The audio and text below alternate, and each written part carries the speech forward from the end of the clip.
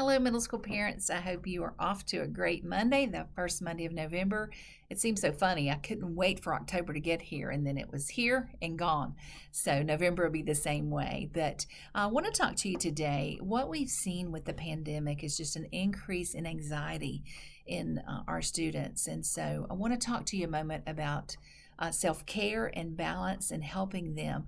Self care certainly leads to better decision making. So, the very best thing you can do is to ensure that your middle schooler is getting enough hours of sleep at night. And so, pediatric research says that students between the ages of 10 to 12 need 9 to 12 hours of sleep each evening. And while 13 to 15-year-olds, they still need 8 to 10 hours of sleep. They grow as rapidly from 6th to 8th grade as they do from that baby stage, that infant stage, to being a toddler of 2. And so if you think about that rapid amount of growth, that's what's going on inside their bodies. And so no wonder they can be emotional wrecks some days. But sleep deprivation can certainly contribute to that. So sleep deprived kids may have trouble making decisions. They may have trouble solving problems. They may have trouble getting along with others. They may have trouble paying attention.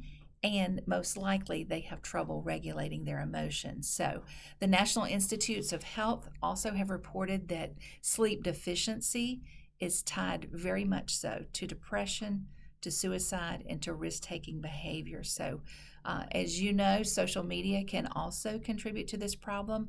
Aside from wreaking havoc on their sleep schedules, middle schoolers that are texting or Instagramming or Snapchatting late at night, it also sets them up for trouble because bored, irritable kids are more likely to post negative things or things that they know they shouldn't share at 2 a.m. than they would share if it were 5 p.m. after school. So just keep an eye on that. And, you can tell your middle schooler to have an electronic, set up a check-in time with you for their own personal care and their own balance.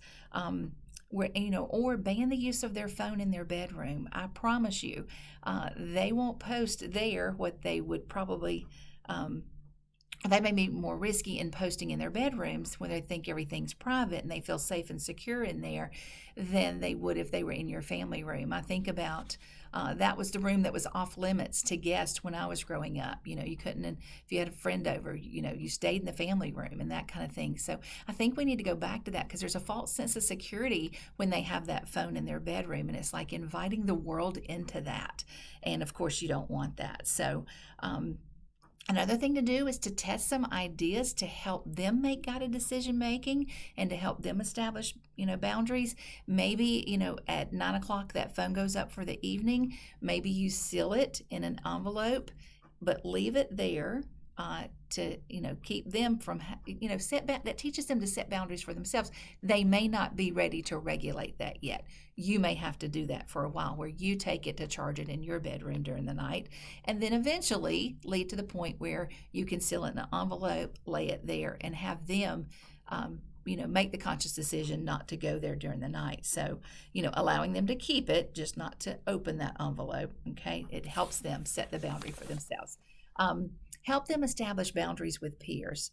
When a friend texts them late at night, maybe in a crisis mode, or someone who's kind of repeatedly texting and it's creating annoyance for them, oftentimes kids feel like they're being rude, especially in the Christian realm, that they're not being that kind of friend that they think they should be by dropping out mid-conversation. But it is okay to teach them to do that, to have their own personal boundaries there. Help them understand that they can block anyone who they find problematic or annoying to them.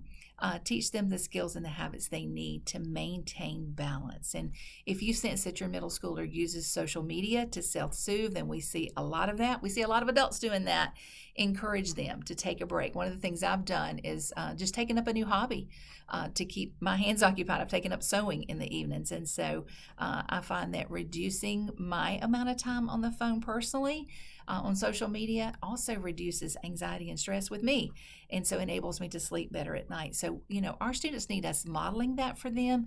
They need us teaching that to them. So when they know how to regulate their emotions, they are far less likely to behave impulsively. So just set boundaries as a family, set boundaries for them, walk through these things with them to reduce that level of anxiety. The world is hard enough out there, so let's do what we can to help them and to help ourselves as well. So praying for you guys, appreciate you meeting me in the middle each day and for partnering with us, and I pray that you have a blessed week. Thanks much.